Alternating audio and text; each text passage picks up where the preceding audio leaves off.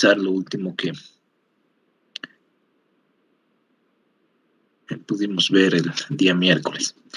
Esta era una diferencia importante y fundamental, ¿no? Que tenía que ver con cómo se prepara la información, los números, las cifras con las que nosotros podemos realizar el trabajo de análisis, y esa es toda la perspectiva en cuanto a los procedimientos, los métodos de registro, que sean idóneos y por supuesto que concuerden con las disposiciones normativas.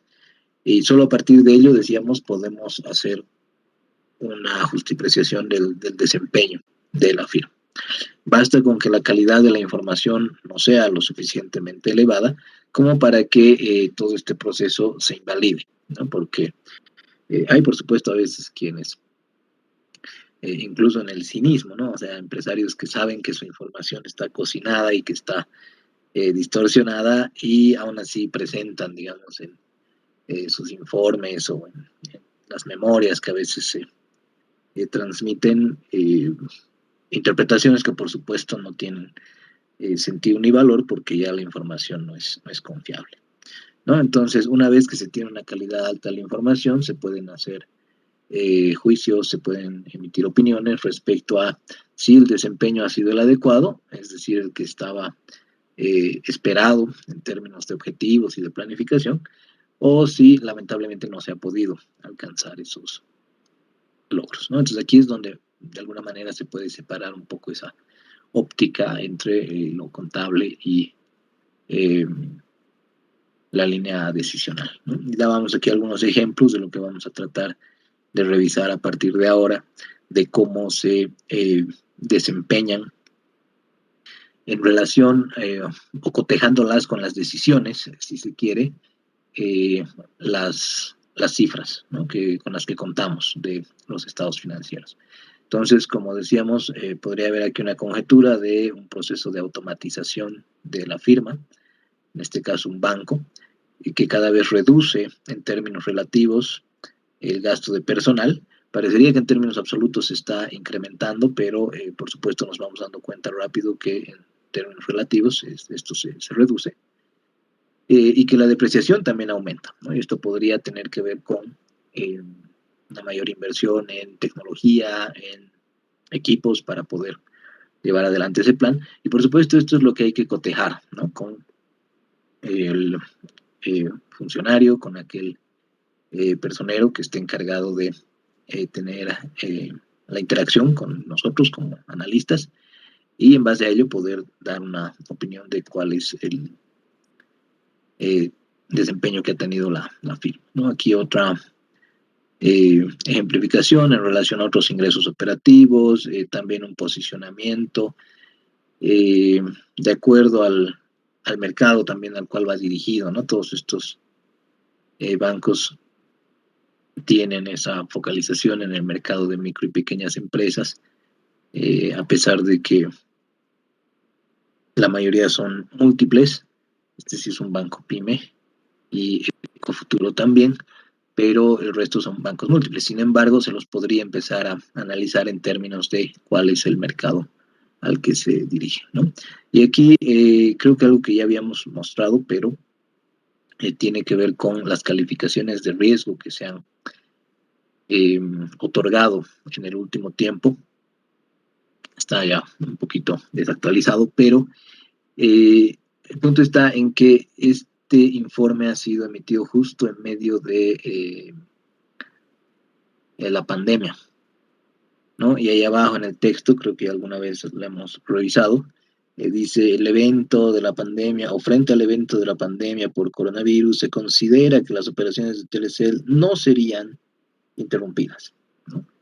Que era distinto al otro caso que veíamos, ¿no? Entonces aquí lo que hay que recordar es que no a todos los sectores les va a afectar de la misma manera algún evento o algún contexto por el que se está atravesando, y lo que hay que hacer es empezar a tomar esas experiencias para poder eh, mejorar, digamos, la capacidad analítica, porque necesitamos hacer especificaciones, ¿no? Necesitamos entablar algunos rasgos, algunas particularidades que nos permitan hacer emisiones o juicios que correspondan mejor a las distintas empresas.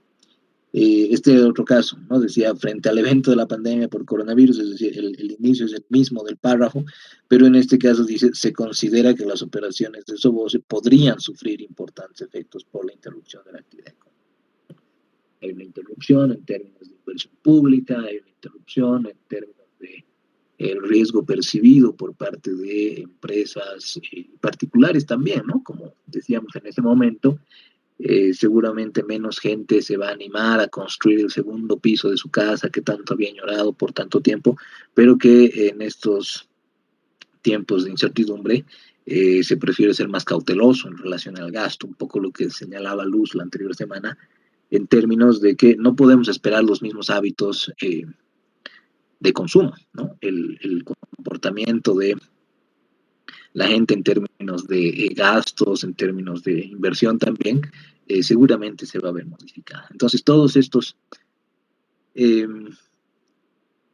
componentes que son abordados en los informes, en este caso de calificación de riesgo, pero esta es una antesala a reflejar que en la metodología de análisis financiero siempre va a haber un propósito inicial, ¿no? Y dependiendo de cuál sea ese objetivo o a quién esté dirigido el proceso que se está realizando, vamos a tomar más o menos elementos, ¿no? Incluso esto que podría pasar fácilmente por más bien un reporte comercial o una publicación referida al marketing de la empresa es importante, por supuesto, en términos financieros, porque necesitamos saber, por ejemplo, cuál es la estructura de ingresos que tiene la empresa, ¿no? Y cuál es la que se puede esperar a futuro. Si nosotros vemos esta estructura de ingresos, seguramente es muy diferente a la que se tenía hace 20 o 30 años, ¿no? Bueno, en el caso de Telecel creo que son, sí, un poco más de 30 años que está operando, no recuerdo si se fundó en el 92 o un poco antes, pero seguramente muchas de estas verticales, muchas de estas fuentes de ingresos no existían, ¿no? No existía suscripción por TV en Telecel, no existía servicios de interconexión, existía internet móvil, ¿no? Probablemente el principal generador de ingresos en ese momento era el servicio móvil de celular y tal vez incluso hasta el único, ¿no? Entonces, estos son algunos reflejos de lo que estamos estimando hacer. Aquí ponía, por ejemplo, la relación que se tiene con el tema de inflar o deflactar los montos, las cifras, para poder hacerlas comparables, ¿no? Es decir, si estamos tomando en consideración un momento en el tiempo que podría ser diciembre de 2018, en relación a otros años tendríamos que tomar esas cifras nominales y hacer que coincidan en términos de el efecto de la inflación, ¿no? E incluso otros aspectos que podrían no considerarse como valiosos por algunas ópticas a veces reductivas, pero que van generando métricas que le permiten a la empresa saber si va por buen camino o no, especialmente particularizando su modelo de negocio, ¿no? Es decir, en el caso del número de empleados, porque se incluye en el informe, o esto creo que era de un prospecto de emisión, pero probablemente para una firma de telecomunicaciones que tiene una exigencia de capital intensivo, una métrica podría tener que ver con los ingresos por empleado, ¿no? Algo que se da muy a menudo en firmas de tecnología a nivel global. Entonces quiero saber cuáles son las ventas por empleado, porque si me desvío, me desfaso, en este caso la empresa puede además compararse con sus otras operaciones en distintos países, ¿no? Puede compararse con Tigo en Tanzania, en Tigo en Sierra Leona, con Tigo en Guatemala, Nicaragua, qué sé yo. Entonces, en base a ello puede empezar a tener algunas posibilidades de comparación y de seguimiento y control al despliegue de sus operaciones, ¿no? Este es en el otro caso que veíamos, en el de SOBOSE, una buena parte también del riesgo en cuanto a la generación de ingresos y flujos de efectivo a futuro va a tener que ver con la entrada de un nuevo competidor en los últimos años, que es Itacamba, ¿no? Incluso por esto les comentaba ahora que Fancesa tiene nuevo directorio porque tiene un gobierno corporativo un poco eh, delicado, ¿no? Es una empresa que le pertenece en una tercera parte a la gobernación de Chuquisaca, en una tercera parte a la alcaldía de Sucre y en otra tercera parte a la Universidad San Francisco Javier. Entonces, cuando estas instituciones que se supone que deberían tener una capacidad de gestión, eh, mm, diríamos, competente, luego comete errores, ¿no? Y a veces incluso confía en personeros que terminan realizando un pésimo trabajo y les cuestan también a ellos a futuro sus malas decisiones, ¿no? Pero bueno, esto es el caso de Soboce, de cómo está estructurada la corriente de ingresos, cómo ha subido también el consumo de cemento en los últimos años. Esto, por supuesto, incidirá también en la perspectiva de si se van a cumplir o no los flujos de efectivo esperados en los años siguientes, ¿no? Entonces, esto está en toneladas métricas, pero todos estos son elementos que nos van a ayudar, nos van a dar una referencia, algún tipo de sustentación de las conclusiones a las que vayamos a llegar una vez que vayamos recopilando la información necesaria y la vayamos interpretando, ¿no? Así que, bueno, solo para concluir los términos de calidad de la información financiera, tendríamos que lo esperado, lo necesario incluso, sería que sean cifras preparadas con sujeción a la norma, que nos puedan facilitar la toma de decisiones y que además podamos medir si el desempeño es sostenible y tiene los resultados que necesitamos, ¿no? Luego ya vamos teniendo otras maneras de preparación, especialmente las que nos dificultan, ¿no? Medir la sostenibilidad, cuando más bien nos orientamos al cumplimiento normativo ortodoxo y no vemos que más bien la información lo que tiene que hacer es facilitarnos nuevas posibilidades de análisis, ¿no?, de las empresas. Pero bueno, en la medida de este estándar de calidad hay posiblemente acciones sesgadas, hay también manipulaciones reales o contables, ya luego termina siendo una contabilidad no aceptable, o por último, como decíamos, transacciones directamente ficticias, ¿no? Este es el típico ejemplo en el que hay incluso empresarios o gerentes que le piden a la parte contable que manipulen, que distorsionen cifras, que aparenten mayores o menores resultados si es necesario, ¿no? Eso es eh, las aproximaciones a contabilidades agresivas o contabilidades conservadoras que les llaman, pero que en el fondo el único fin que tienen es el de aparentar algo que no es, ¿no? Y en ese sentido aquí hay algunos ejemplos, dice, señales de alerta respecto a la información provista, ¿no? Entonces, en el caso del estado de resultados, en términos de calidad de la información, podríamos tener estos problemas que están eh, punteados como exageración o insostenibilidad del ingreso operativo, del ingreso neto, a partir de qué, de un reconocimiento acelerado de ingresos, por ejemplo, o de una atenuación de gastos o una clasificación errónea. ¿De qué se trata esto y cuáles son las señales de alerta? Eh, Hay ocasiones en las que las empresas comerciales, por ejemplo, no llegan a sus metas de ventas eh, del periodo y por ende pueden incurrir en otorgar condiciones demasiado favorables a sus clientes habituales para que estos soliciten más inventario del que suelen, ¿no? O incluso pueden llegar a una cosa que es relleno de canal, se llama, es channel stuffing, ¿ves? Y tiene que ver con una especie de combinola que se da entre el vendedor o el ejecutivo de cuenta o el que maneja canalizaciones de ventas, y lo que hace es llegar a un acuerdo con el cliente diciéndole, ¿sabes qué? Tengo que vender 300,000 más, así que vos fingí que me estás comprando 400,000 más, y yo te doy la oportunidad de que dentro de 15 días devuelvas el producto que tienes en exceso, ¿no?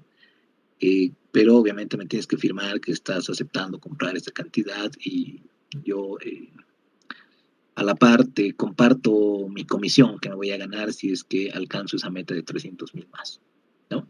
Entonces aquí, como ven, una posible acción que ya está distorsionando los ingresos es esto de ventas contingentes, ¿no? Te vendo, pero en realidad no te estoy vendiendo porque sé que me lo vas a devolver, pero yo tengo que hacer pasar eso como ingreso. Entonces, esto incluye también en posibles ingresos ficticios. Ahí han debido ver en más de una oportunidad empresas que tienen otras personerías jurídicas creadas, como palos blancos, como testaferros, pero a veces es para presentarse a licitaciones, ¿no? Es para tener, digamos, los tres,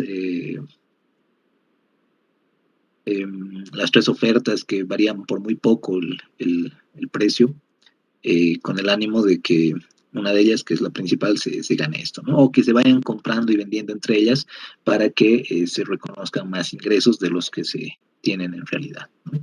También hay capitalización de algunos gastos como activos. Esto lo veíamos principalmente en la parte de intangibles, si recuerdan.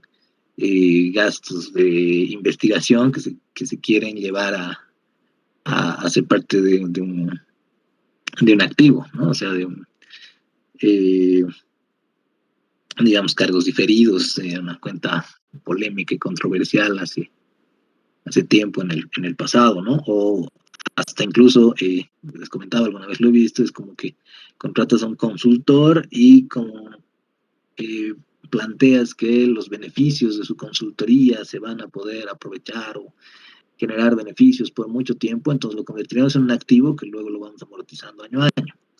Pero en el fondo es pues un blef, ¿no? O sea, es un papo que te trata de aminorar los gastos y te hace parecer que tienes más activos de los que en realidad tienes, ¿no?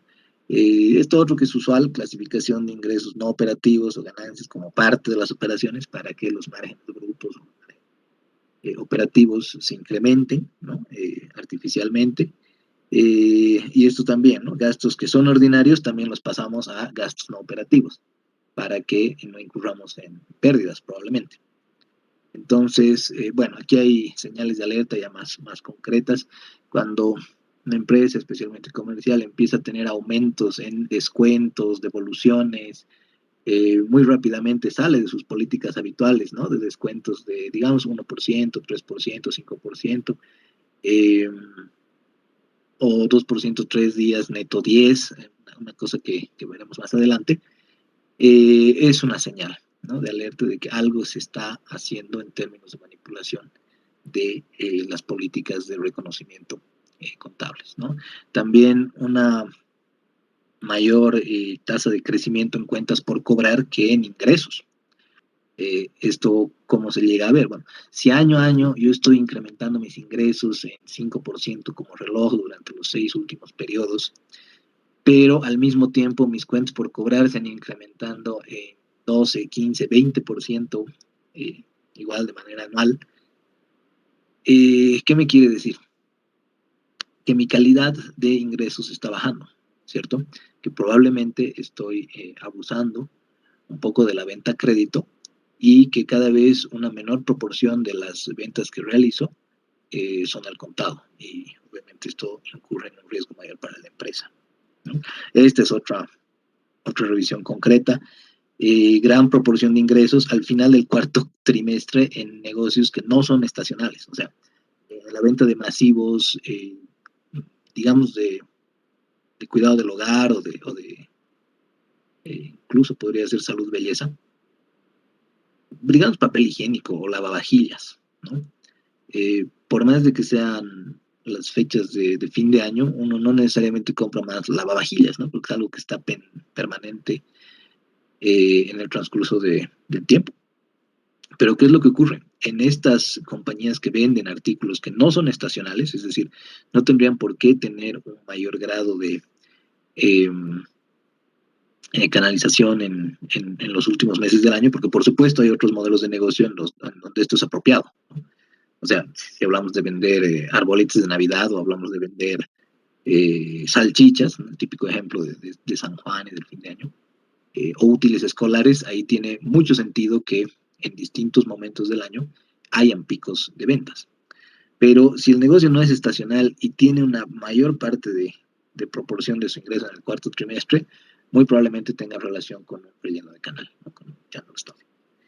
Y esto que ya lo hemos revisado en flujos de efectivo, pero aquí vuelve a ser importante, se lo reitera, cuando el flujo de actividades de operación es significativamente más bajo que el ingreso operativo, ¿no? O que el resultado neto, por ejemplo.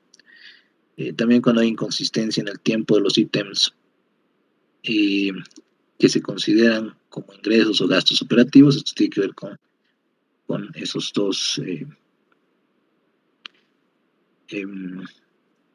con esas dos acciones, ¿no? que se reflejarían como que algo que hemos en algún momento considerado como parte del ingreso del gasto operativo, luego lo movemos de ahí porque ya no nos conviene que esté ahí, ¿no? Lo propio con incrementos en el margen operativo que no estemos seguros de dónde proviene, ¿no? O lo que decíamos, ¿no? Presunciones típicas de contabilidad agresiva, que son la vida depreciable, por ejemplo, del activo fijo. Tendría sentido que en una empresa que alquila vehículos yo cambie mi método de depreciación porque se trata de motorizados que seguramente se van a agotar mucho más rápido, se van a depreciar mucho más rápido que en algún otro caso. Pero si más bien se trata de que parezca que el gasto por depreciación es menor para que yo tenga márgenes más altos, entonces ahí hay un problema, ¿no?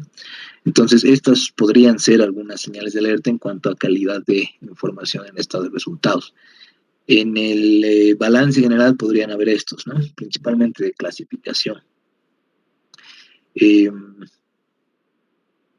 la elección de los métodos de medición de valor justo, es decir, si me voy a basar en cotizaciones de mercado o voy a hacer permanentemente esto que en algunas empresas se ha vuelto hasta ya habitual, ¿no? Frecuente, de hacer revalúos cada vez, pero no con el ánimo de reflejar una realidad económica, sino más bien de parecer que estás incrementando tus niveles de activos sin invertir un peso, ¿no? Entonces alguno podría decir, se podría considerar como inversión de capital, ¿no? Pues porque más bien lo que estás haciendo es ahí, de repente incluso hasta confabular con algún perito corrupto que hace pasar nomás como si fuera válido, digamos, ese revalúo, ¿no?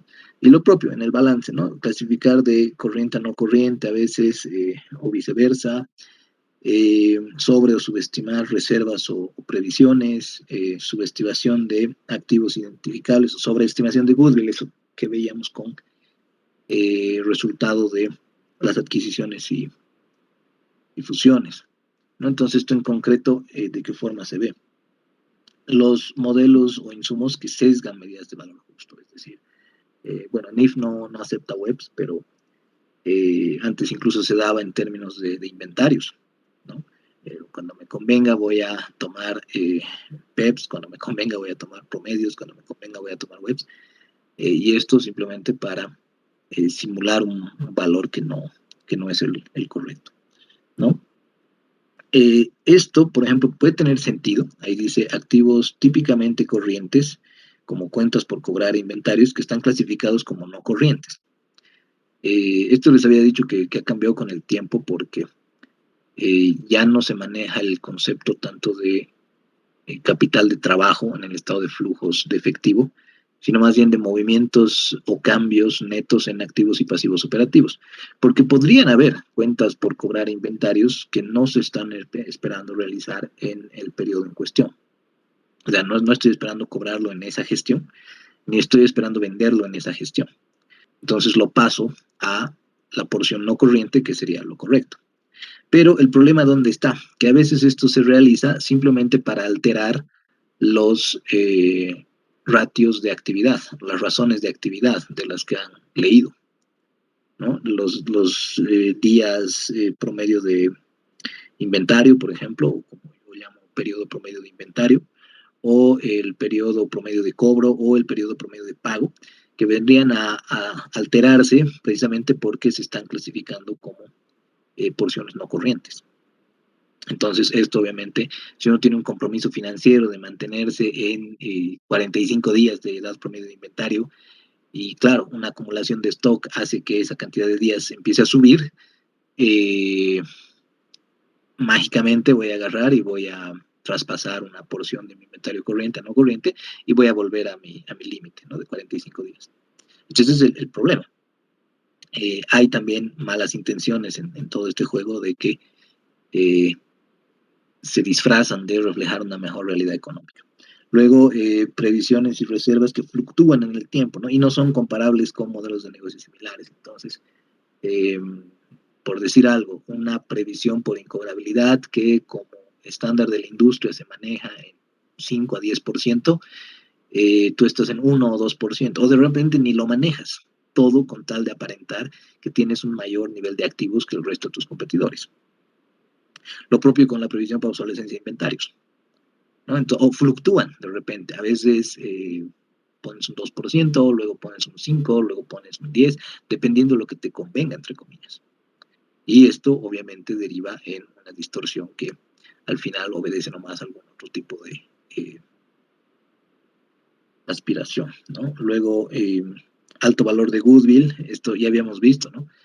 En todos los casos será una señal de alerta, no, por supuesto que no. En compañías tecnológicas es algo muy usual, es muy frecuente que el goodwill represente incluso, como hemos visto en los ejemplos, hasta un 25% del total de activo, pero si se trata de una empresa que por su modelo de negocio más bien no tendría que estar haciendo adquisiciones eh, con la recurrencia con la que lo hace, entonces puede ser que en ese valor de goodwill haya un hecho de corrupción. ¿Por qué? Porque nuevamente con algún testaferro, con alguna empresa de palo blanco, me ha vendido la empresa y en determinación de valor justo hemos manipulado las cifras para que ahora parezca o aparente que yo tengo un mayor activo, ¿no?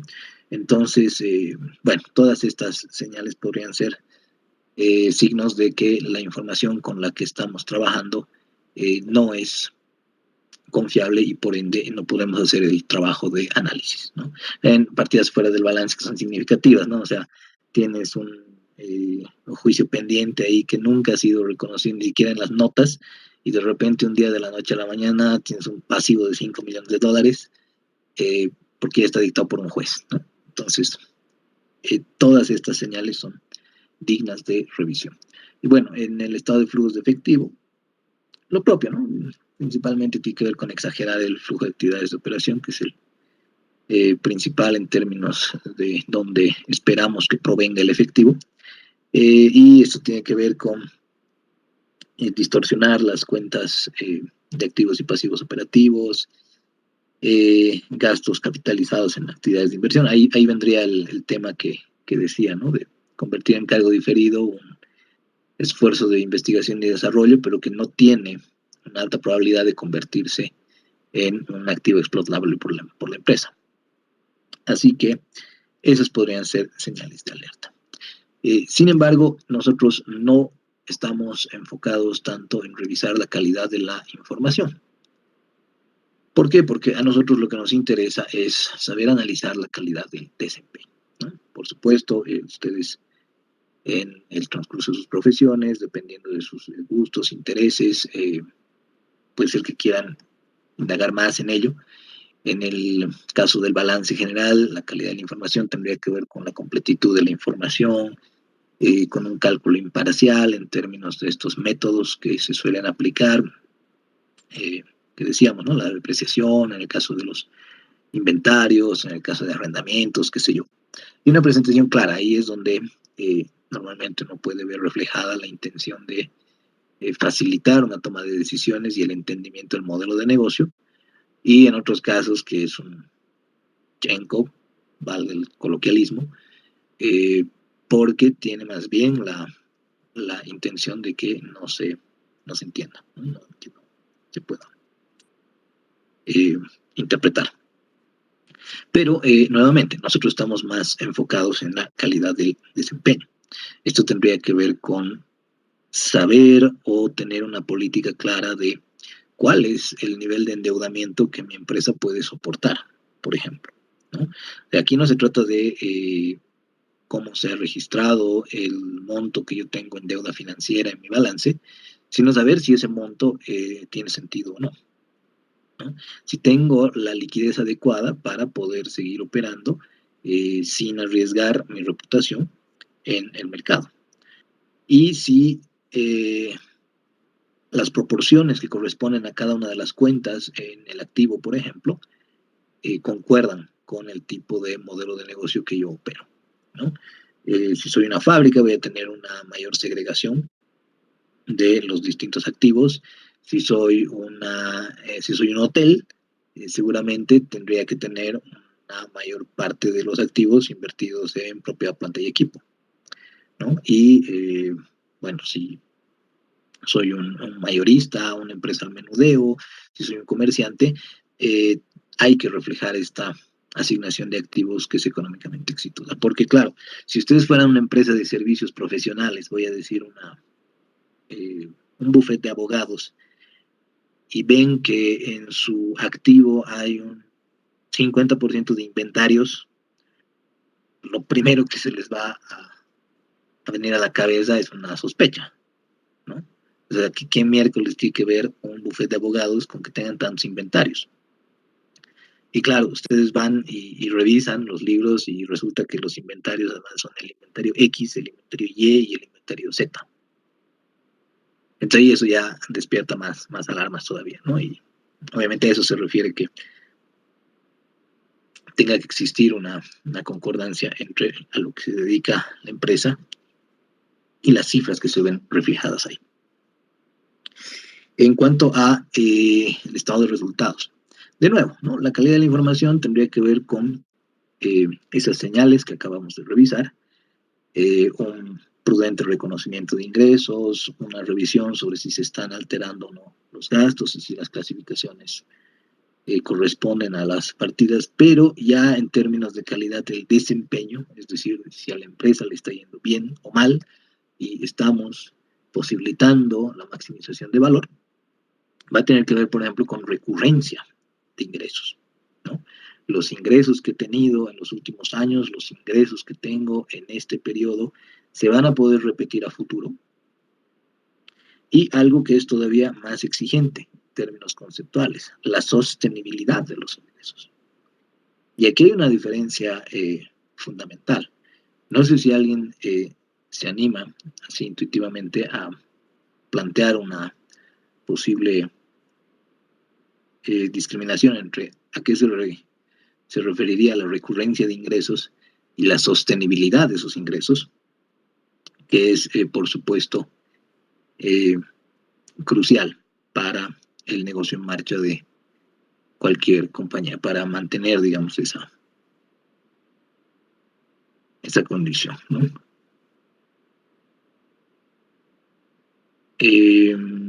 No sé si alguien quisiera dar algún punto de vista sobre cuál podría ser una diferencia entre la recurrencia de ingresos y la sostenibilidad de esos ingresos, ¿no? Que pueden llegar a tener eh, diferenciaciones.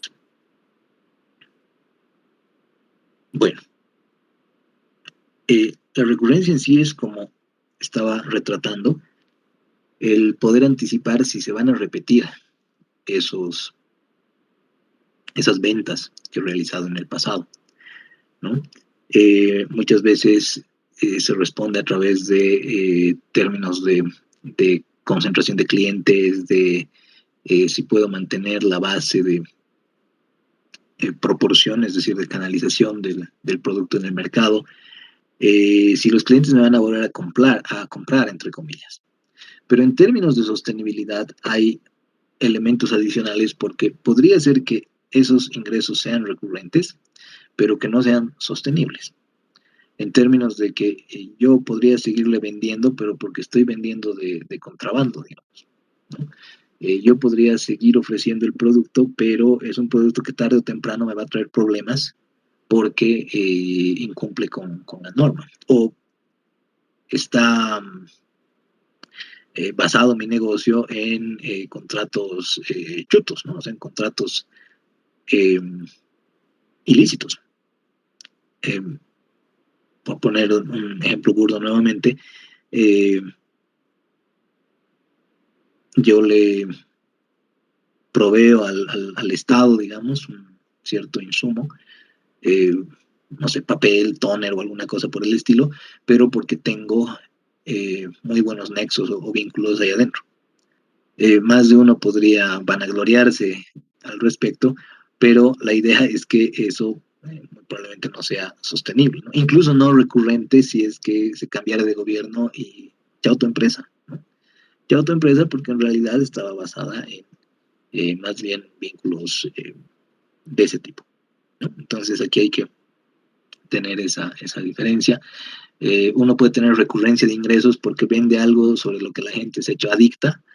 Si voy a los ejemplos extremos que suelo utilizar, uno puede tener recurrencia de ingresos porque vende droga, ¿no? Pero ya la sostenibilidad de esos ingresos es eh, algo que podría ser interpelado, ¿no? Y también la superación de benchmarks, es decir, si mi modelo de negocio, los márgenes, los tipos de rentabilidad llegan a ciertos niveles, ver si es que yo estoy pudiendo ser competitivo y si es que no, encontrar las causas, ¿no? ¿Cuál es la razón para que mi competidor número uno pueda lograr márgenes operativos de 15%, mientras que yo me estoy batallando en el 8 o 9%? Entonces, el mercado también genera algunos benchmarks en ciertos sectores y es algo que nos permite tener una aproximación a esta calidad del desempeño, ¿no? Y lo propio en el estado de flujos de efectivo. Calidad de la información va a tener que ver con las alertas que hemos revisado y calidad del desempeño más bien va a tener que ver con eh, estas prioridades. Flujo de actividades de operación proveniente de fuentes sostenibles en relación con el estado de resultados también.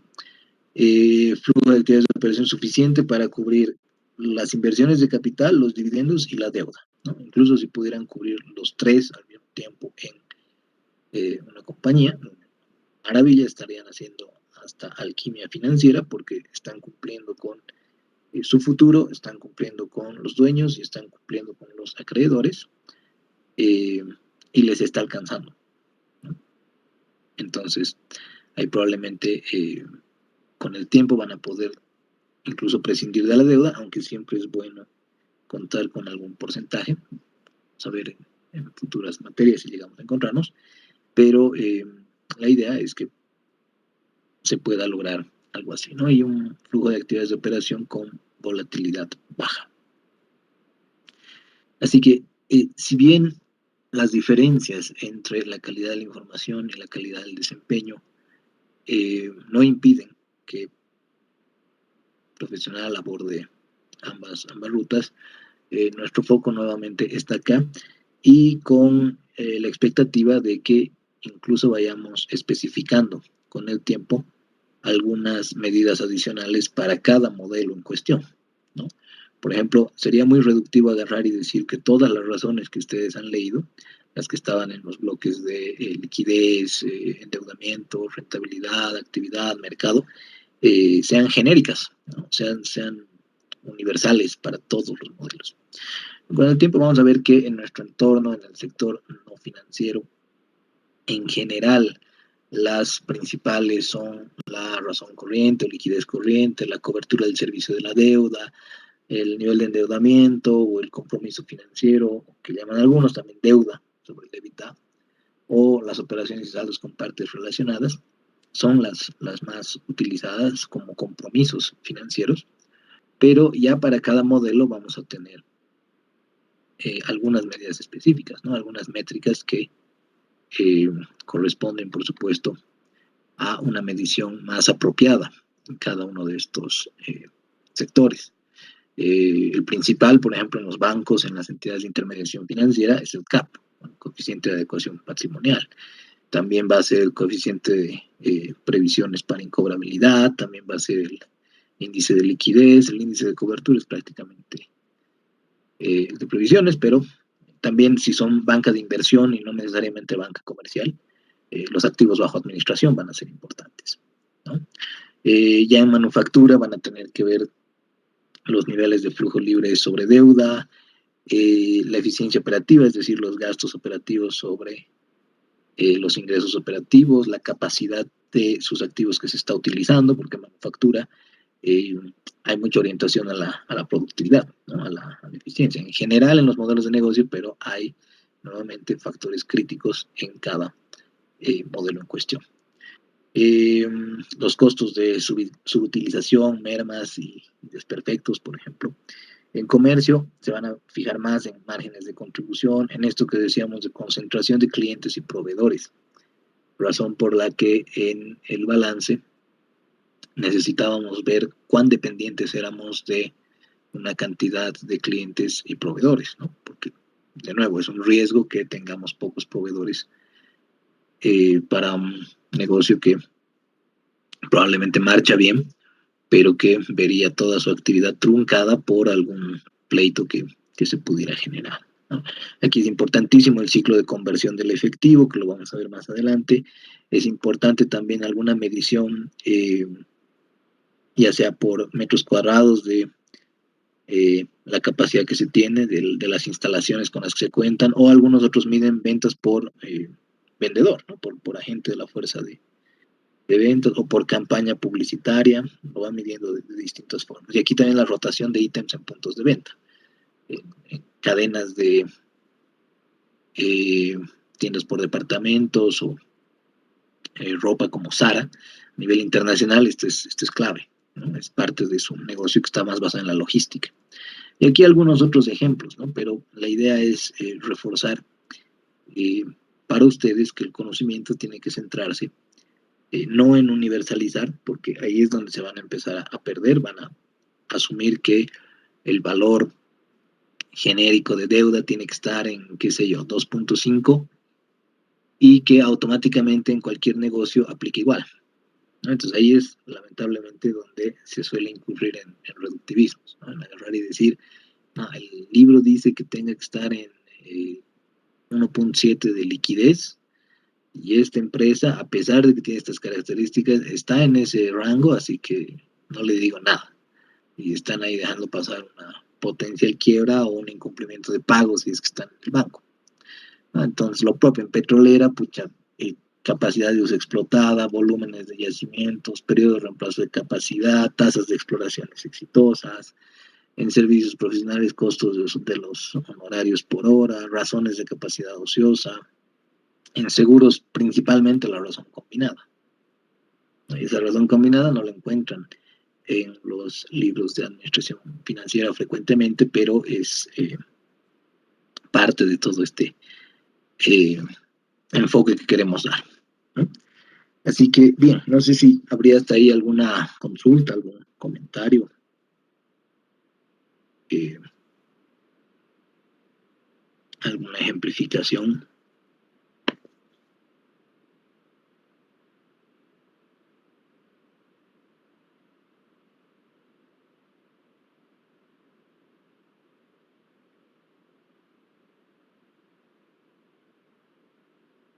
Licenciado, buenas tardes. Quería Buenas tardes, Adriana. preguntarle en cuanto a los malos manejos que existen de los ingresos, ¿cómo se realiza la auditoría, licenciado? Eso es lo que siempre me he preguntado. ¿Cómo se empieza todo eso? Bueno, cada firma en realidad tiene su propio, eh, su propia metodología de auditoría, ¿no? Y esto se basa en compromisos, ellos le llaman porque de acuerdo a la ética profesional del auditor financiero, tampoco es que puedas auditar cualquier empresa, ¿no? Cualquier proyecto, digamos. Tiene que ver muchas veces con resguardar también tu propia reputación. Eh, Porque hay casos en los que si tú decidieras hacer la auditoría, aunque la hagas bien o la hagas mal, igual te perjudicas, ¿no? ¿A qué me refiero? Como es muy sabido que la empresa a la que le estás ofreciendo el servicio es corrupta, digamos, entonces, si decides hacer tu trabajo y encontrar todos los ilícitos que hay por ahí, probablemente después no te quieren pagar, ¿no? O como has destapado una olla de grillos, entonces incluso te amenazan o incluso eh, te llegan a extorsionar o a afectar de alguna forma, ¿no? Y en el otro caso, si decides no hacer tu trabajo, es decir, si decides dejar pasar todo y decir que, no sé, dar un dictamen limpio, eh, porque como digo, en estas características sería obvio que te has hecho comprar, entre comillas, en términos coloquiales, que te han pagado por sacar un dictamen limpio. Lo que estás afectando es tu reputación, porque ya nadie va a confiar en que tú hagas un buen trabajo, ¿no? Entonces, estos son factores que hay que tomar en cuenta y bueno, ahí todas las pruebas, todas las metodologías están insertas en cuáles son las prácticas de circularización, tienen ahí algunos métodos para muestrear las transacciones que se han dado en ciertas cuentas determinadas. Ernst Young, si mal no recuerdo, manejaba un parámetro de 60 transacciones. Entonces, sobre cada cuenta yo voy a revisar 60 transacciones de que estén debidamente documentadas y que cumplen con todos los estándares de información del reporte, ¿no? Pero si dentro de esas 60 me encuentro con alguna eh, que no, que no logra los requerimientos, entonces yo ya las voy a ir reportando al menos como observación. Entonces es muy diverso el, el tipo de métodos que se emplean. En cada firma, que entra como, no sé, Junior C, ¿no?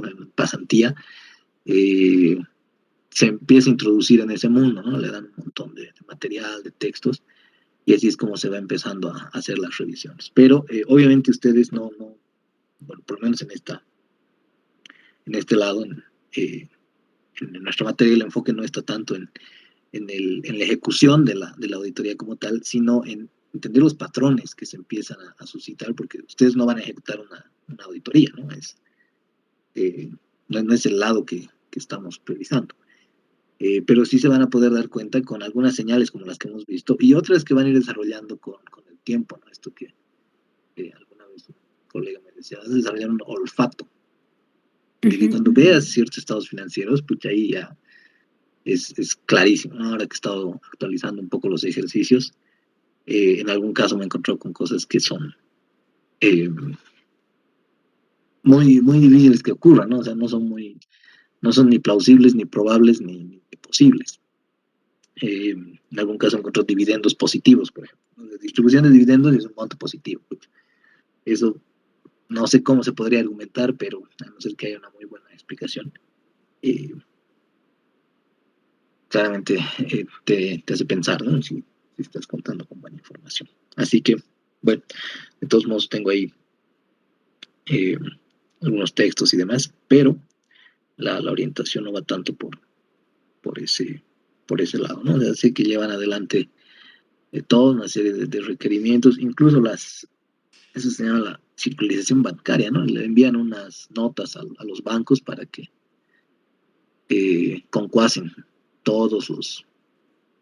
Estados financieros. No, o sea, es más o menos como que la empresa tiene el registro en los libros de la cuenta de efectivo y disponibilidades, cruzada con el banco, y la información que te proporciona el banco tiene que ser la misma, ¿no?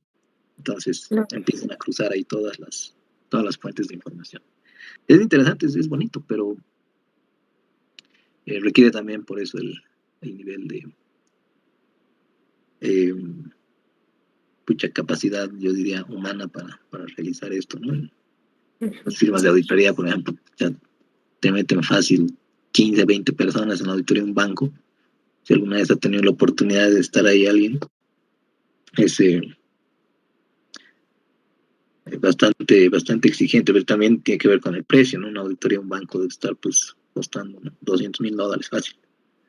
Así que Hay varios métodos, pero para ampliar, si gustas, puedes escribir un correo y te mando ahí material. Ah, ya está bien. Yo decía más que todo, licenciado, cuando digamos en caso de que tengas tu propia empresa Ujú. y una como gerente tendría que ver las cuentas, ¿no? Ver si cómo están trabajando los empleados, si las cuentas, si sus activos, sus pasivos están concuasando y todo eso. Sí, ¿Cada cuánto se podría hacer una auditoría? No sé, ¿cómo es eso, licenciado, para saber que la claro, empresa está bien funcionando? claro, no, te entiendo. A ver, lo primero que creo que nos dicen desde ASME uno es que ustedes van a ser empresarios, van a ser gerentes, van a ser gente que haga gestión. Y eso implica que necesitan un buen abogado en su mano derecha y un buen contador en su mano izquierda. Eh, y a veces uno pasa por alto esos detalles e incurre, ¿no? En contratar al amigo o al familiar. Y ahí ya empieza a haber una distorsión porque, Sí, bueno, en esto de la más confianza, entre es comillas, hay más bien se pone más abusiva la gente, ¿no?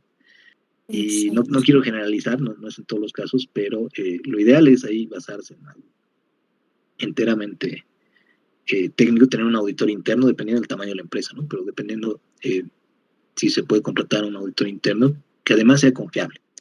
¿A qué me refiero con confiable? Que sé que esto va a sonar duro, pero es algo que le ha funcionado a muchas personas, empresarios que conozco, es incluso ponerlos a prueba, ¿no?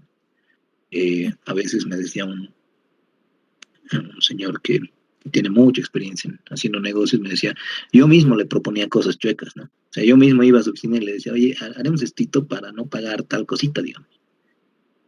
Y ahí él ya se daba cuenta de que el otro estaba dispuesto o que por lo menos se incomodaba, ¿no?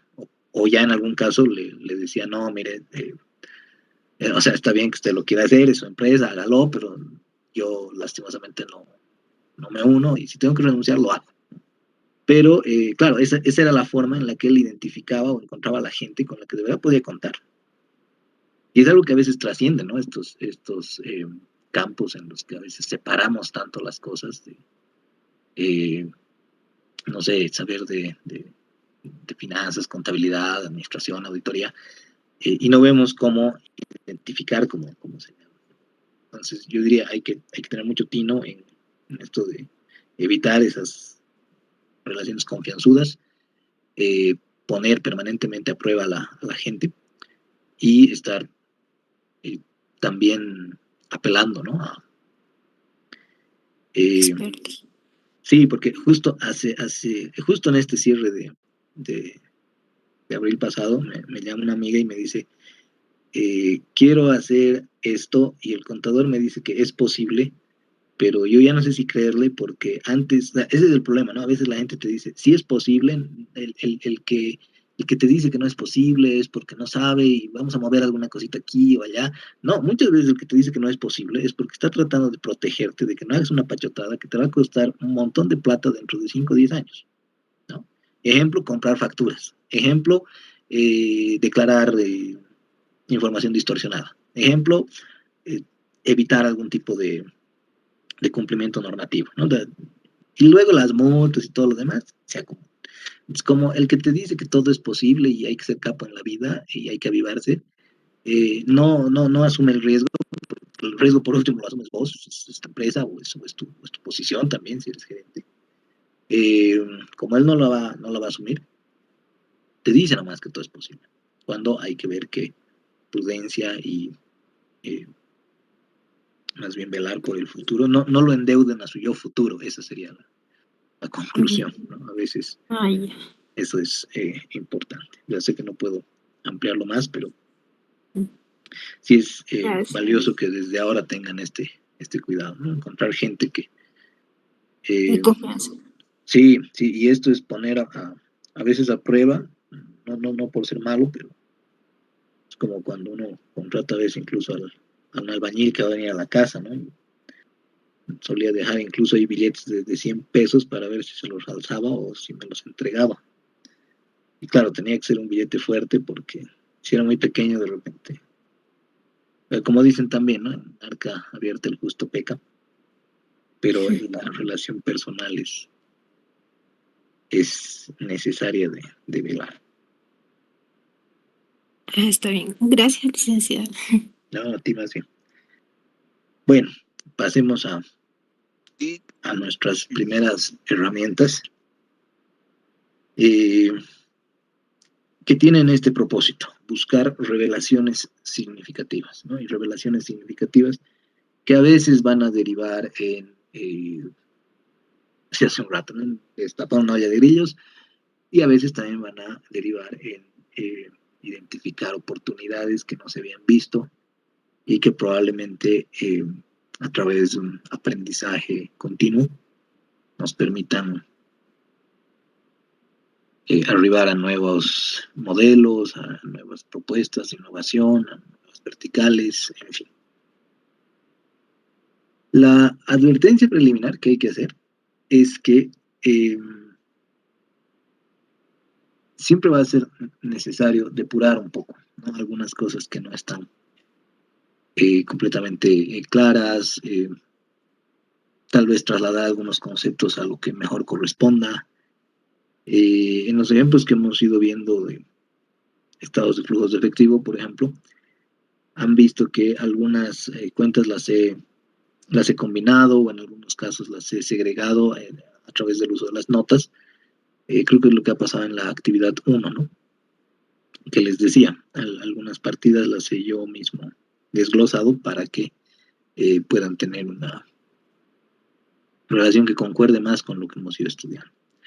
Y esto es necesario porque si no se incurre en esto que está en pantalla, ¿no? Basura entra, basura sale. De nuevo, no se puede hacer análisis de desempeño si la información ya de por sí está torcida, ¿no?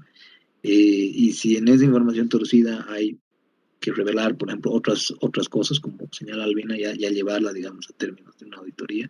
Cuando las cosas están muy mal hechas, ya se entra en un tema de auditoría forense, ¿no? Me acuerdo con una instructora que un día le llega una notificación de la aduana porque tenía un montón de pendientes de pólizas de importación que habían encontrado que estaban chuecas y todo terrible, pero lo curioso era que era una constructora, como les digo. ¿Y qué es lo que había ocurrido? Que, justamente en línea con lo que estaba preguntando Albina, el representante, uno de los representantes legales, que era el contador, resulta que se puso a hacer importaciones de fierro corrugado, a nombre de la empresa, ¿no? O sea, el dueño le tenía total confianza, muchos años de trabajo, en fin, pero, de nuevo, puede pasar incluso en esos casos. Entonces, los dueños ni enterados de que se estaban haciendo importaciones de fierro corrugado a nombre de la empresa, además de forma completamente ilícita, ¿no? O sea, quién sabe qué se había hecho con el fierro, quién sabe qué habría pasado después, pero el punto está en que se necesitó una auditoría forense porque había que reconstruir esa contabilidad, que resulta que no era una doble contabilidad, era una triple, cuádruple, quíntuple contabilidad para mantener un circo de una torre de naipes que claro, en su momento explotó, ¿no? Así que esa es la razón por la que nosotros vamos a ir buscando la posibilidad de primero depurar lo que sea necesario. ¿Qué estamos tratando de encontrar? Bueno, el objetivo de un análisis financiero es contribuir a la realización de una decisión económica.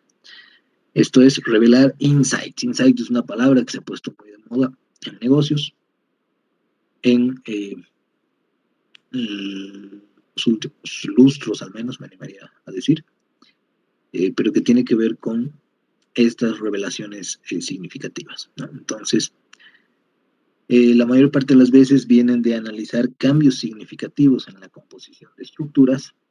Es decir, durante muchos años el inventario representaba un 20 a 25% en el activo de tal empresa. Y de repente, de un año a otro, se convierte en un 50%, ¿no? Se ha duplicado. Entonces, lo que tiene que surgir ahí es un ¿por qué? Y resulta que ha habido una nueva vertical y la empresa la está rompiendo, entonces quiere entrar en expansión muy agresiva. Ok, ahí puede ser que tenga sentido, ¿no? Pero sí, de nuevo, no hay una razón, o también podría ser que no se ha vendido lo suficiente en tal periodo y estamos entrando suerte de obsolescencia, entonces pueden haber varias razones, ¿no? Eh, una congruencia que sea sólida con el modelo de negocio y la estrategia.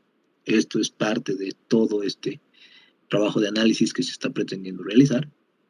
Eh, lo que les decía hace rato, ¿no? Si tienen una firma de auditoría que tiene 10% de su activo en inventarios, pucha, ¿qué miércoles de inventario puede tener una firma de auditoría? Entonces, buscar, ¿no? Y finalmente, armonía con la coyuntura y el contexto económico. Si en pleno año de pandemia yo veo que a una empresa de, no sé, un hotel ha sido el mejor de los años que ha tenido, pucha, me va a llamar la atención, ¿no? O sea, va a despertar en mí el interés de averiguar qué miércoles ha hecho este hotel, como para que en el año en el que se ha cerrado todo y ha habido cuarentena rígida, ha tenido ese desempeño. No sé, pues de repente el problema ahí es que se ha animado y en la desesperación se ha puesto a vender productos de contrabando, entonces claro, ha vendido como si no hubiera un mañana. Y de nuevo, ¿no? En este caso sería una connotación negativa, o una connotación positiva podría decir que reinventa un modelo de negocio muy interesante, muy exitoso, que ha hecho hotelería, qué sé yo, con todo incluido, libre de pandemia, ¿no? Además con insumos médicos y de desinfección, qué sé yo. El punto es que esas revelaciones significativas en general van a provenir de que sepamos identificar esos tres elementos. Hay un marco de trabajo para el análisis financiero más frecuentemente utilizado, que va a partir por definir el propósito y el contexto. De nuevo, si ustedes están haciendo este análisis para un inversionista que se quiere comprar una empresa, o si lo están haciendo porque son oficiales de crédito en un banco y quieren saber si la empresa va a poder cumplir con el préstamo, o si están ustedes mismos queriendo emprender, ¿no? Y quieren analizar más o menos empresas que se dedican a lo mismo, el análisis va a ser diferente y va a tener distinto propósito. Así que van a haber distintas prioridades, a eso me quiero referir, en cuanto a qué fijarse. Si recuerdan en los ejemplos que les he dado de informes de calificación de riesgo, el enfoque dónde estaba, por supuesto, en la capacidad de las empresas de cumplir con las amortizaciones de capital que se han comprometido, ¿no? Entonces luego vendrá la recolección de insumos, no solamente son los estados financieros, ¿no? También hay información cualitativa que es necesaria. Luego las vamos a procesar, vamos a ordenarlos, vamos a hacer comparables, vamos a aplicar las técnicas, los métodos cuantitativos, vamos a graficar, vamos a pronosticar. Pero aquí quiero enfatizar de que no por tener más gráficos automáticamente es mejor, ¿no? A veces hay quienes piensan que poniéndole 1 millón de gráficos al informe ya automáticamente han compensado que no lo han sabido interpretar. Y eso es en realidad la parte más importante, ¿no? Analizar e interpretar la información. O sea, yo puedo tener un montón de dibujos muy bonitos, impresos con, qué sé yo, impresora láser y anillados, todo muy pintudo, pero no han encontrado nada, ¿no? Y eso es lo que hay que evitar. Luego, desarrollar presentaciones para comunicar conclusiones y demás, respondiendo a lo que se hayan planteado en la primera fase. Y algo que se suele subestimar, pero es muy importante que ustedes traten de desarrollar, es darle seguimiento. Porque ¿qué es lo que pasa aquí? Por poner un ejemplo, una firma, ustedes están haciendo análisis financiero siendo parte de una firma de auditoría, volviendo al ejemplo de Albina. Y al año siguiente la empresa decide no contratarlos, ¿no? Decide contratar a otra de las firmas, pero es una muy buena práctica que ustedes, aunque no vayan a continuar con el compromiso, por lo menos le den seguimiento a las técnicas que han empleado. ¿Por qué? Porque ustedes van a ir afinando el tino que tienen para hacer proyecciones. Por ejemplo, si a través de su último informe ustedes dicen que la proyección del flujo de efectivo va a ser de tantos, lo que va a poder surgir del seguimiento es darse cuenta de en qué aspectos le han atinado y en qué aspectos no. Y lo que van a poder hacer es identificar cuáles son las razones de su distanciamiento, ¿no? Digamos, han dicho, los ingresos van a ser de tantos y les ha ido muy bien, han anticipado muy bien los ingresos, han anticipado también muy bien el costo de lo vendido. Pero en los gastos operativos se han distanciado mucho. Entonces, ahí lo que les va a permitir la continuidad del seguimiento es que puedan hacer este cotejo, ¿no?, de sus expectativas frente a lo que ha venido ocurriendo, ¿no? O sea, los datos reales, digamos, de desempeño. Veamos los dos primeros, porque es para lo que nos va a alcanzar el tiempo, creo, o espero. El análisis vertical, o análisis estructural también llaman algunos, ¿no? Entonces, como han visto en su lectura, consiste simplemente determinar la participación relativa de cada una de las partidas sobre alguna categoría común. Esa es la operación de este tipo de análisis, ¿no? En el balance general, el grupo del activo funge como categoría común. También podrían hacerlo a nivel de activo corriente o no corriente, si quisieran enfocarse en alguno de esos dos bloques. Y en el caso del estado de resultados, en la mayor parte de los casos, el trabajo consiste en desarrollar este porcentaje respecto a los ingresos, a las ventas, ¿no? Por ejemplo, en este caso en el que las ventas se convierten en el 100% de cada uno de los dos periodos que están en pantalla, si queremos saber de dónde ha salido este 15%, lo que tendremos que hacer será dividir esos 351.762 entre los ingresos, ¿no? 2.357.877. Y eso menos 1 si quisieran llegar al 15%. Miento, perdón, eso último no. Directamente esto les va a dar el 15%, ¿no? Punto 15 en realidad les va a establecer una proporción.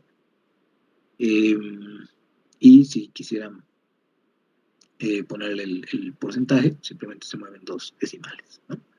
Esa última columna que dice variación en puntos porcentuales, en el caso de la partida en la que me he situado, es de 6. Y es la mayor de todas. ¿Por qué? Porque resulta que en 2017 los gastos administrativos representaban el 9% en relación a este. Y en 2018 el 15%. Entonces aquí ya va surgiendo una pregunta de ¿qué ha pasado?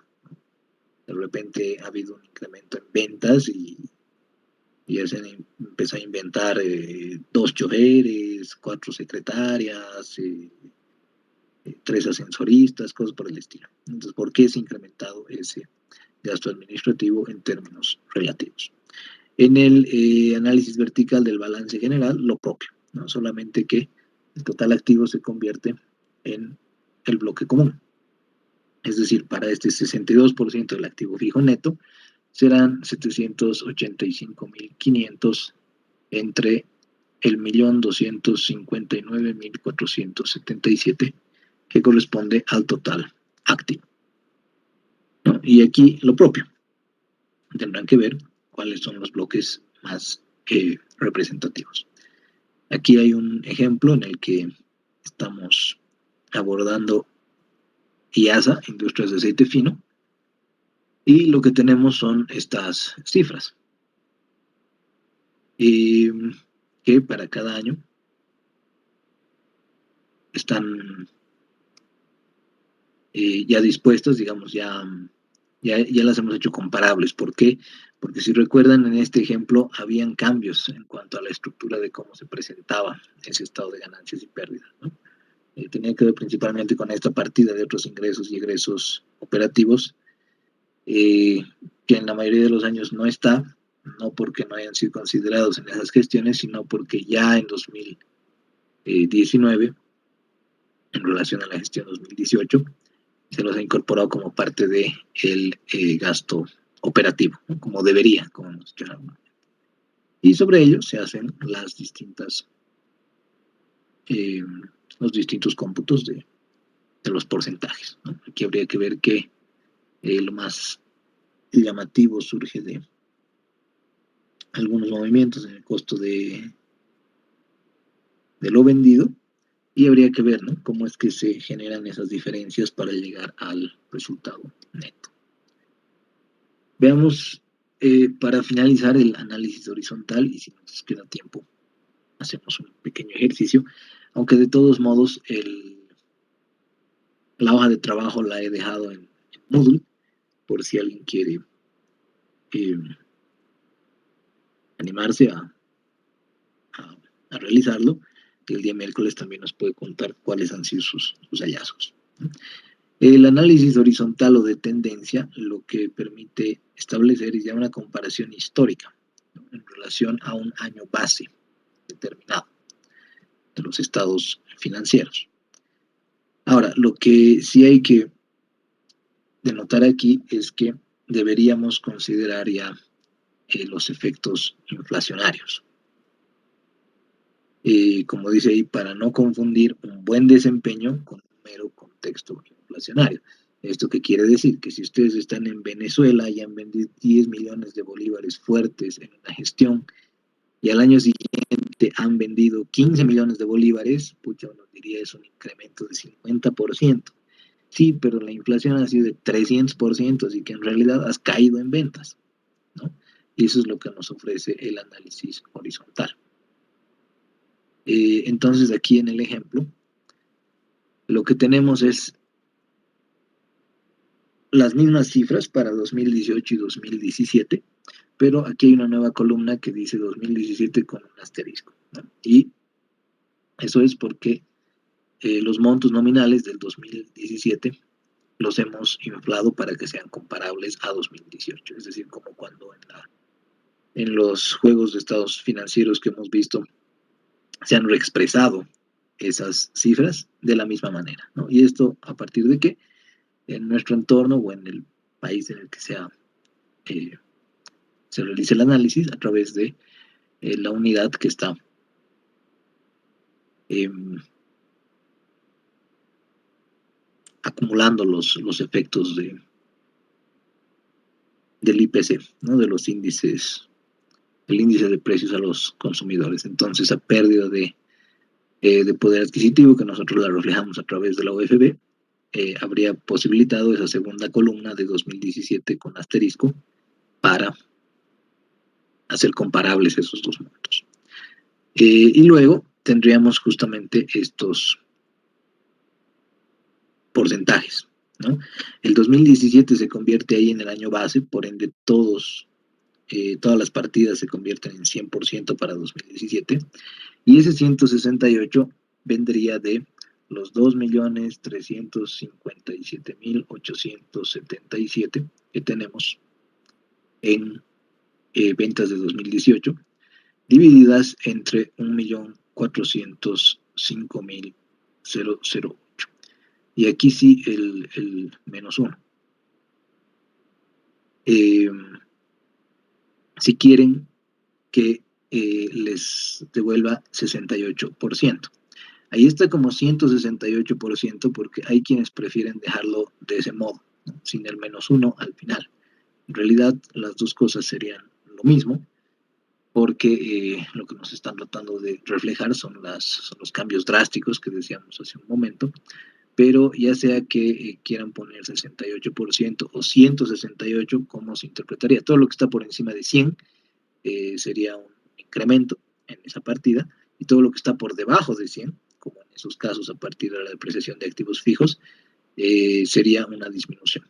Entonces, si a estos casos, por ejemplo, que están ahí abajo, tomaremos del resultado antes de impuestos. Si a ese 77.988 ustedes lo dividen entre lo que tenían el año anterior, que son 83.618, y le restan ese 1, les va a dar un negativo, ¿no?, un negativo 7%, que es lo mismo en términos de interpretación a ese 93, si es que prefieren evitar este menos 1 y lo dejan solamente como el cociente entre el valor final y el valor del año anterior. Pero bueno, lo que tiene que llamar la atención aquí es cuáles son las partidas que más se han incrementado de gestión a gestión y las que menos lo han hecho. Así que en el balance general lo propio, ¿no? Aquí en el primer ejemplo del estado de resultados, se resalta ese incremento en 291% que ya lo anticipábamos en el caso del análisis vertical, ¿no? Ha pasado de corresponder a de 9% a 15% en gastos administrativos, y eso en el análisis horizontal ha significado un incremento de 191%, ¿no? Aunque está ahí como 291 porque no estamos restando al final. Pero, en fin, la idea es, de nuevo, identificar los principales elementos de cambios drásticos, ¿no? Aquí las cuentas por cobrar han sido las que más se han incrementado. Esto de nuevo, ¿no? Como señalábamos en las alertas de la calidad de la información, si se está incrementando de 43.520 a 183.000 la cuenta por cobrar, esto implica que las ventas se han incrementado en 68%, pero las cuentas por cobrar en 321%. Así que tendríamos que ver si es que se trata de ventas de una calidad considerable, ¿no? Bueno, para la reexpresión, esto lo dejaremos más para el miércoles, un tema de tiempo, y vamos a ver cómo podemos empezar a indagar en esas revelaciones. Bueno, lo dejaremos ahí, pero de todos modos, como les decía, en Moodle están los recursos para que ustedes puedan, en base a lo que hemos visto, que como verán no tiene una complejidad significativa, es un tema de calcular porcentajes, pueden animarse y hacer alguna presentación de sus trabajos el día miércoles al empezar, ¿no? Bueno, si alguien se anima, es enteramente voluntario. Y si no, ya haremos algunos ejercicios con el material que tienen en Moodle. No sé si habría alguna consulta, algún comentario. Sí, licenciado, tengo una consulta. Adelante. Para hacer el análisis horizontal, ¿qué año base vamos a tener si no vamos a tener el índice de inflación? En realidad se los he dejado ahí. Les muestro un poquito de lo que... He revisado los... ¿El material? Sí, el Excel. Ah, ya. No encuentro. Están acá, en esta parte que dice UFB-BOB, están los distintos valores. Sobre, bueno, en realidad yo pensaba que hoy hagamos este primer ejercicio conmigo para que ustedes puedan realizar el siguiente, porque en realidad el planteamiento es para esta segunda hoja de cálculo que dice E5. La segunda hoja de cálculo tiene los datos que ustedes tienen en el planteamiento en el PDF. Y bueno, lo que quería hacer, pero no nos ha dado el tiempo, era que realicemos conmigo este ejercicio de clase y ustedes puedan hacer el siguiente. Pero de todos modos, me encantaría que se animen e intenten hacerlo, no importa si hay cosas que todavía resultan un poco familiares, pero la manera en la que podrían inflar o deflactar, si quisieran, los montos está en relación a esta UFB, la cotización de la UFB para cada año, ¿no? Así que, bueno, de todos modos, si tienen también consultas, las absolvo por correo, ¿no? Pero no sé si con eso queda más claro, Julie. Está bien, dice. Buenísimo. No sé si habría alguna otra consulta. Buenas tardes, Lee. ¿Qué tal? Buenas. Edson. Sí, tenía unas dudas, ¿no? Sobre lo anterior que explicaba. Claro. De la capitalización de los gastos en activos. Sí. Bueno. Que estos son gastos, pero la empresa los toma como como activos, entonces yo me acordaba de gastos de organización, que Sí, sí lo toman como un activo, pero no entendía muy bien por qué lo hacían, digo. Y sobre sí, el canal, licenciado, esa duda claro, igual tenía. Eso no sería como, usted explicaba de cómo una empresa comercializadora eh, trata de cumplir sus metas, ¿no? Encajando productos a un vendedor o a un cliente. sí. Entonces eso sería algo, como usted decía, ingresos ficticios igual. Eso no lo tenía muy claro, Lee.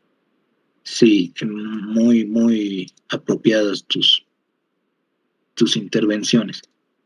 Sobre el primero es algo que todavía veo en estos tiempos, eh, que está aquí, que les trataba de mostrar, no me acuerdo si vimos esta parte, pero como dice acá, perdón que esté así, pero dice, los costos relacionados con las siguientes categorías son típicamente gastadas bajo NIF y bajo PCGAs. No hay que olvidar que PCGA sigue siendo una derivación de la IASP, perdón, de la FASP, y la relación sigue siendo bastante estrecha, pero como dice más arriba, creo que debería haber empezado por la parte de más arriba, dice, PCGAs, por ejemplo, prohíben la capitalización de activos de la mayoría de los costos generados internamente como intangibles. Creo que esta era la parte que revisábamos sobre activos intangibles. Y dentro de esas categorías, otras que normalmente se suelen convertir en activos mágicamente, están estos costos de gastos de constitución, ¿no? que tú bien señalas, Ed. ¿Y por qué aquí se los sigue manejando a veces como un cargo diferido? ¿No? O sea, es como que se lo reconoce y de repente alguien argumenta que esos son gastos que le van a generar beneficios a la empresa, pero no, pues no se olviden que hay tres consideraciones para que algo sea un activo, ¿no? Tiene que haber venido de hechos anteriores, tiene que eh, generar beneficios económicos cuantificables a futuro y es algo que sobre la compañía tiene que tener control. Entonces, si ustedes revisan esas características en relación a los gastos de constitución, por ningún lado pues pueden convertir en activo. Y eso lo único que hace es aparentar que tienes más activos de los que en realidad tienes.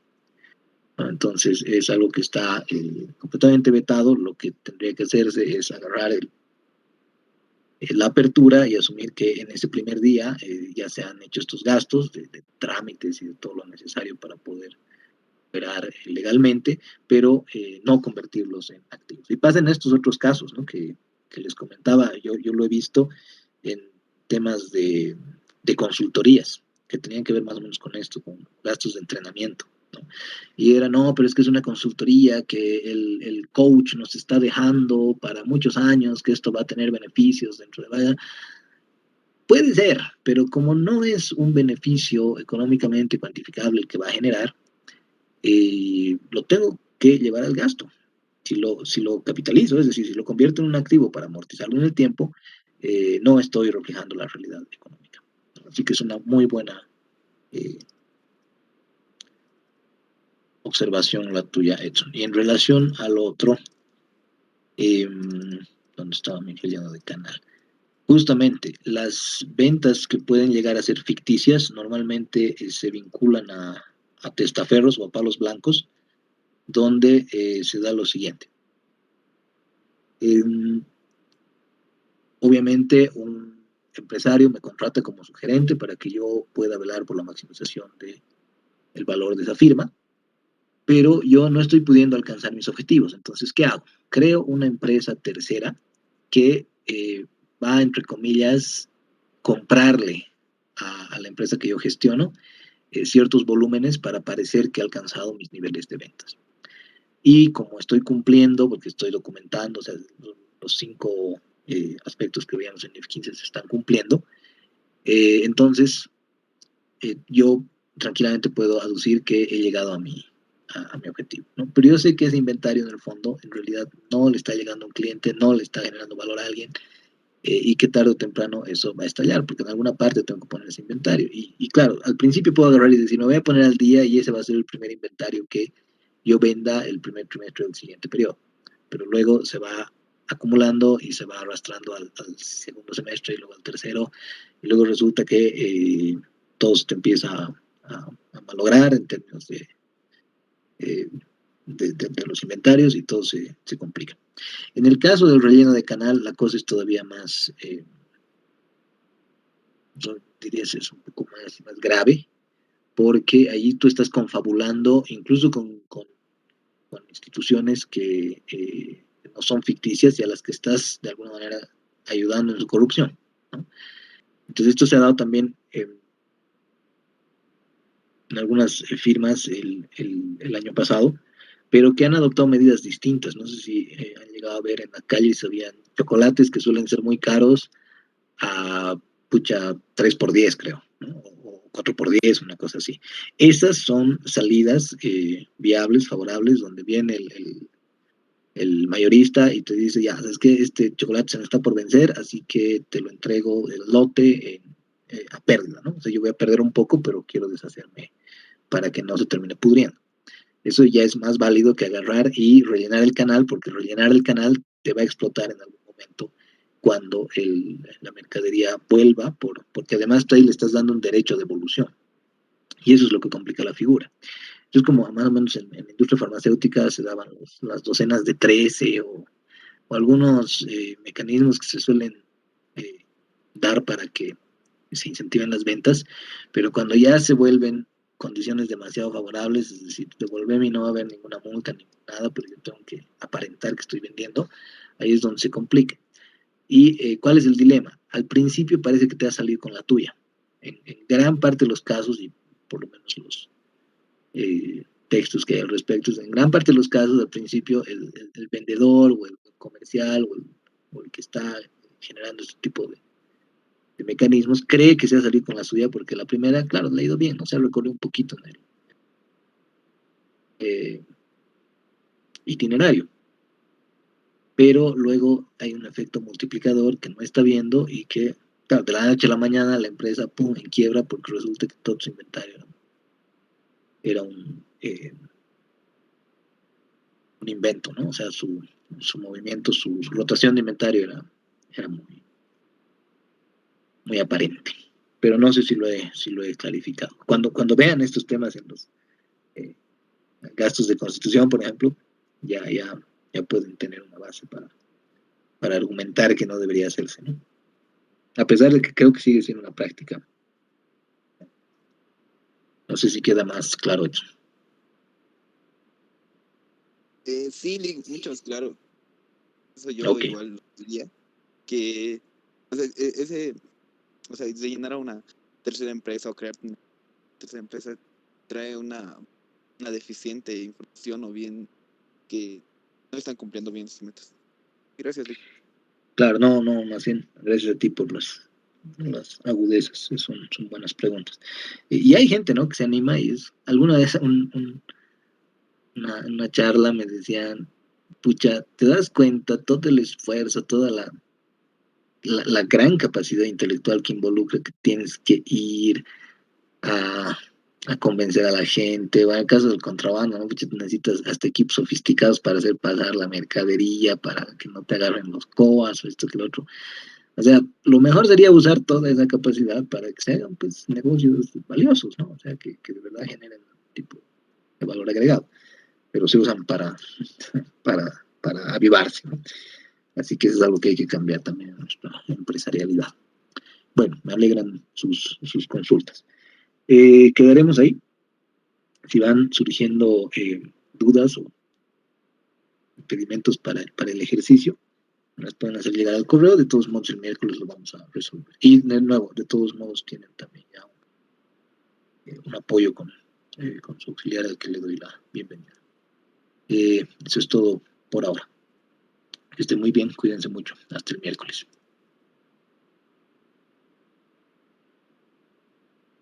Hasta luego, licenciado. Hasta luego. Hasta luego, licenciado.